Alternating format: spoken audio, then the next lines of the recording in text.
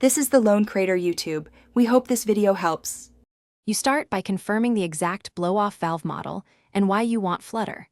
A lighter spring or slight bypass gives rapid venting. Once done, inspect vacuum lines and the actuator. Replace any cracked hose because leaks ruin behavior. Then loosen the BOV mounting enough to access the spring, preload screw or cap. Make one small change, clockwise to stiffen or counterclockwise to soften, and note the original position so you can revert if necessary. This first action gets you into a testable state. You now remove the BOV and work on internal resistance because Flutter is mainly spring preload and seating.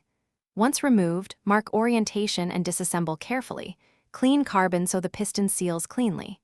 Replace the factory spring with a lighter aftermarket spring or add thinner shims in small 0. 5:1. 5 mm steps, testing between changes so you understand how each adjustment alters Flutter. Make sure the piston can float. Binding prevents the quick open-close cycle that produces Flutter. You reinstall the BOV to factory torque and reconnect vacuum because a leak will mask any tuning you did. Then road test, focusing on part throttle or quick throttle lifts where Flutter should occur. Use a log or simply listen.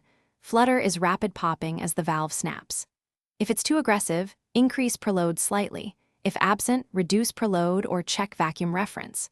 Finally, if behavior is inconsistent, inspect for boost leaks, a weak vacuum source, or a damaged diaphragm as the single most common culprit.